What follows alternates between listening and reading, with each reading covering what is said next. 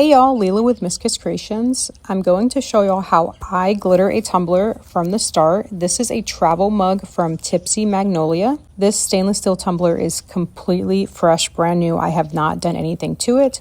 I'm first going to apply this coverall on the tumbler to prep it.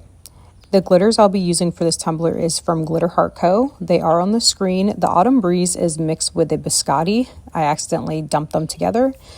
And I'll be using CrystaLac glitter glue to apply the glitters, and I usually use my Wet n Wild makeup brushes to apply all of my adhesives or glitter glue.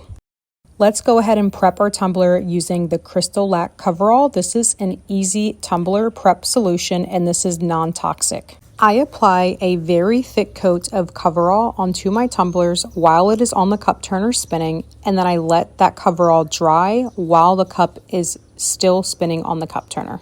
Once that is completely dry, we are ready to apply our glitters.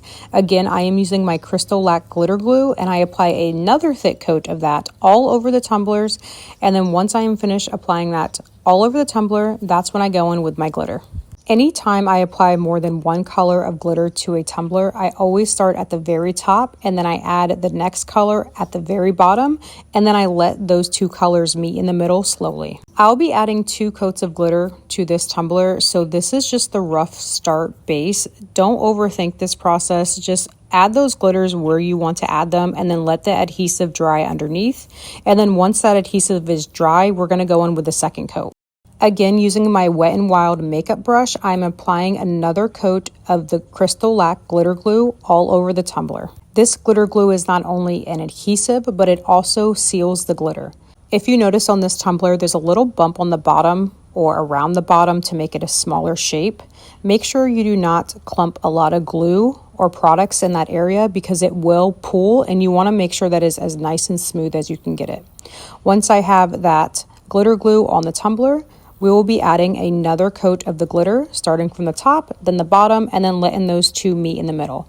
This is going to be my second and last coat of glitter, so you want to make sure that you are taking your time with this step and really making those two colors merge nicely. This glitter glue does dry pretty quickly, so if you do apply your glitters slowly, that's okay. You can always add a little bit of glitter glue around the tumbler where the spots dried, and then add your glitter over that glitter glue. Once I'm finished adding my glitters to my tumbler, I place my tumbler back on the cup turner, I turn on the cup turner, and I let that adhesive dry while the cup turner is on. It takes about an hour or so for the glitter glue to dry underneath the glitter, but make sure you are letting that adhesive 100% dry before we move on to this step. Now that the adhesive is dried underneath the glitter, we are going to go in with the CrystaLac glitter glue again and apply that glue over the glitter to seal in the glitter. The reason why I am adding this glitter glue over the glitters is because this glue also acts as a sealer. So I want to make sure these glitters are stuck into place when I apply my non-toxic epoxy CrystaLac over the glitters.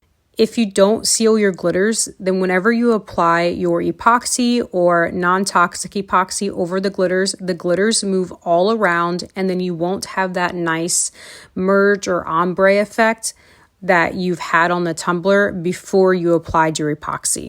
This glitter glue does go on white, but once it does dry clear and there's no white cast at all. If you guys have been following me for a long time, you guys know that I mentioned that I am very heavy-handed, so I like to apply very thick coats of any of my adhesives or sealers. So I add a very thick coat to this, and you want to make sure you're getting in the nooks and crannies around the handle.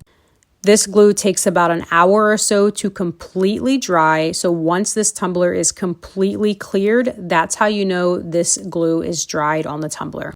Once this is completely cleared, we are going to go in with some CrystaLac non-toxic epoxy-free epoxy. So make sure you're following me so you can see the next steps of this tumbler. Thanks for watching so far. Bye!